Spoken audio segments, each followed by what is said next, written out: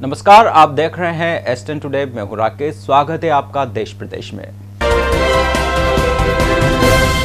राजस्थान के भाजपा नेताओं की दिल्ली में महत्वपूर्ण बैठक हुई। राष्ट्रीय अध्यक्ष जेपी नड्डा की अध्यक्षता में यह बैठक आयोजित हुई।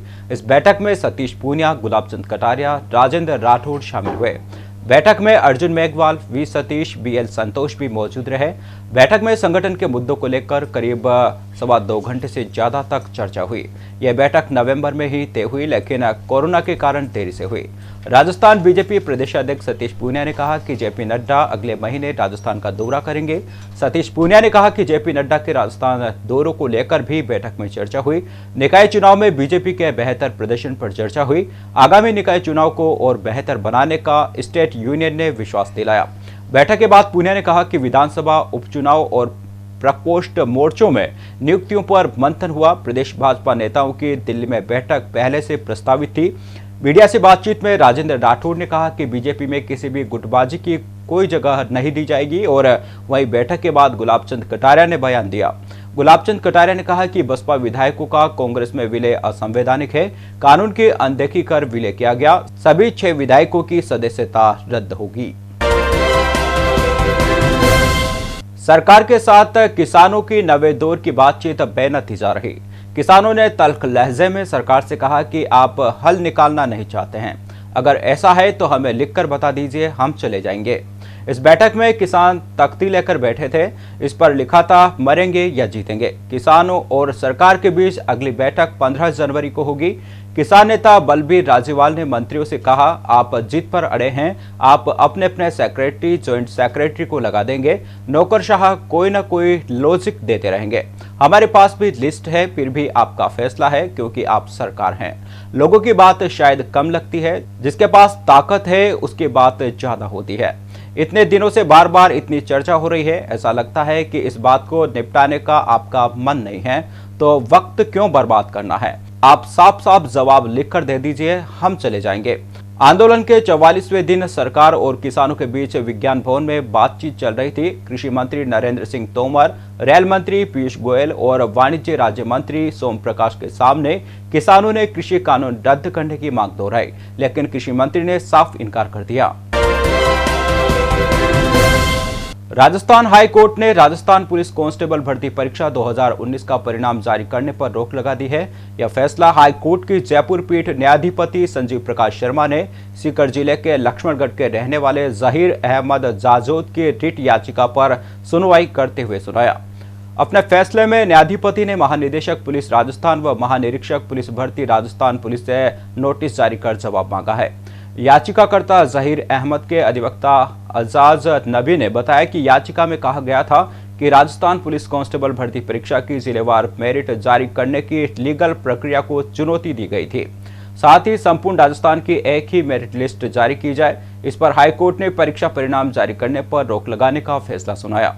आपको बता दें कि याचिकाकर्ता की तरफ से पैरवी करने वाले अधिवक्ता अजाज नबी खुद भी यातायात पुलिस जयपुर आयुक्तालय में 24 वर्षों तक कांस्टेबल रहे हैं। उन्होंने पुलिस सेवा से स्वैच्छिक रिटायरमेंट लिया था। आपको बता दें कि प्रदेश में पिछले साल की सबसे बड़ी 5438 पदों के लिए पुलिस कांस्टेबल भर्ती परीक्षा 6, 7 और 8 नवंबर को आयोजित की गई थी। इस परीक्षा के लिए 17 लाख से अधिक अभ्यर्थियों ने आवेदन किया था।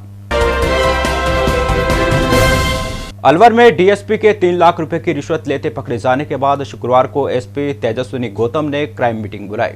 इसमें पुलिस अफसरों की क्लास लेते हुए गौतम ने साफ शब्दों में कहा कि सरकार हमें तनख्वाह देती है, उसी में संतुष्ट रहकर काम करें, किसी के लालच में नहीं आए। उन्होंने ये भी कहा, हम लीगल काम करने के लिए हैं, कोई भी लालच देने की कोशिश करे तो उसमें फंसे नहीं। किसी पुलिसकर्मी की कोई शिकायत नहीं आनी चाहिए, अगर आए तो फिर सख्त एक्शन लिया जाएगा। किसी भी पुलिसकर्मी की शिकायत कंट्रोल रूम पर भी की जा सकती है। इस बैठक में पुलिस के एएसपी, डीएसपी, थानाधिकारी भी मौजूद रहे। बता दें कि 2 दिन पहले यानी 6 जनवरी को अलवर डीएसपी सपात खान और कांस्टेबल असलम को एंटी करप्शन ब्यूरो ने 3 लाख की रिश्वत लेते हुए रंगे हाथ गिरफ्तार किया था। इस मामले में खास बात यह है कि जिस आरोपी को केस में रिलीफ देने के लिए डीएसपी ने घूस मांगी थी, उसी ने एसीबी से शिकायत की थी। एसीबी ने 7 जनवरी को डीएसपी और कांस्टेबल दोनों को जेल भेज दिया है। इस मामले से पूरे प्रदेश में पुलिस विभाग की किरकिरी हुई थी। एसपी ने क्राइम मीटिंग में यह भी निर्देश दिया कि जयपुर मुख्यालय की प्राथमिकताओं पर ध्यान देकर काम करना है। अलवर में ऑर्गेनाइजेशन क्राइम, प्रॉपर्टी क्राइम व साइबर क्राइम को रोकने के लिए अधिक सक्रिय होकर काम करने की जरूरत है। पुलिस लाइन की साफ सफाई और कर्मचारियों को पौष्टिक खाने को लेकर भी विशेष निर्देश दिए हैं। उत्तर प्रदेश के बुलंदशहर में जहरीली शराब पीने से 5 लोगों की मौत हो गई। 15 लोगों का अस्पताल में इलाज जारी है। इस मामले में थाना पुलिस की लापरवाही मानते हुए थाना प्रभारी दीक्षित कुमार त्यागी, हल्का इंचार्ज और चौकी प्रभारी अनोखे पुरी को निलंबित किया गया है। साथ ही मामले में 3 लोगों को भी हिरासत में लिया गया है। उत्तर प्रदेश के बुलंदशहर में जहरीली शराब पीने से 5 लोगों की मौत हो गई। 15 लोगों को अस्पताल में इलाज चल रहा है। इस मामले में थाना पुलिस की लापरवाही मानते हुए थाना प्रभारी दीक्षित कुमार त्यागी, हल्का इंचार्ज और चौकी प्रभारी अनोखे पुरी को निलंबित किया गया है। साथ ही मामले में 3 लोगों को भी हिरासत में लिया गया है। बताया गया है कि मृतक सभी मजदूर थे। मृतकों ने गांव में ही अवैध रूप से शराब बेचने वाले एक युवक से रात शराब खरीद कर पी थी। शराब पीने के कुछ देर बाद ही लोगों की हालत बिगड़ने लगी। परिजन उपचार के लिए उन्हें चिकित्सक के पास लेकर पहुंचे, जिसमें से 4 की मौत हो गई। मौके पर पहुंची पुलिस ने जांच पड़ताल शुरू कर दी है। ग्रामीणों का आरोप है कि आबकारी विभाग की सांठगांठ से जहरीली शराब बेची जा रही थी। भारतीय सेना में इस साल की बेस्ट यूनिट चुनी गई। 10 पैरा स्पेशल फोर्स के कमांडो कैप्टन अंकित गुप्ता की खोजबीन के लिए दूसरे दिन शुक्रवार सुबह सेना ने अभियान शुरू किया है।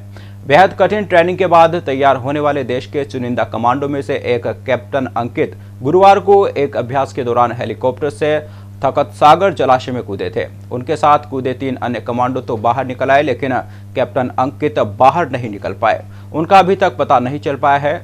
गुरुवार दोपहर हुए इस हादसे के बाद से सेना ने तखत सागर पर खोज अभियान शुरू किया है, लेकिन शाम को अंधेरा हो जाने के बाद अभियान को रोक दिया गया। शुक्रवार दिन निकलने से पहले सेना की टीम मौके पर पहुंच गई। नए सिरे से कैप्टन अंकित का पता लगाने का प्रयास किया जा रहा है। सेना के साथ ही निजी गोताखोरों की मदद ली जा रही है। सेना ने तखत सागर में उनकी खोज करने के लिए अन्य स्थान से अपने विशेषज्ञों को हेलीकॉप्टर से यहां बुला लिया है।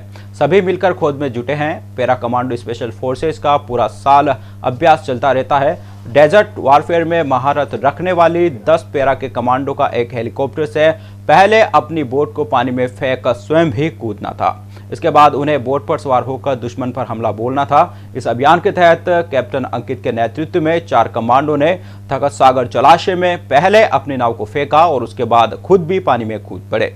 3 कमांडो तो नाव पर पहुंच गए, लेकिन कैप्टन अंकित नहीं पहुंच पाए। उनके साथ कमांडो ने थोड़ा इंतजार करने के बाद किसी अनहोनी की आशंका से स्वयं पानी में उतरकर खोज शुरू कर दी। साथ ही अपने अन्य साथियों के माध्यम से जोधपुर स्थित मुख्यालय पर सूचना दी। इसके बाद 10 पैरा के अन्य अधिकारी मौके पर पहुंचे और खोज अभियान शुरू किया। बर्ड फ्लू ने पूरे देश में चिंता बढ़ा दी है। कई शहरों में मुर्गों के दाम 30 से 50 रुपए प्रति किलो तक गिर गए हैं, तो कई जगह एहतियात के तौर पर मार्केट ही बंद करा दिए गए हैं।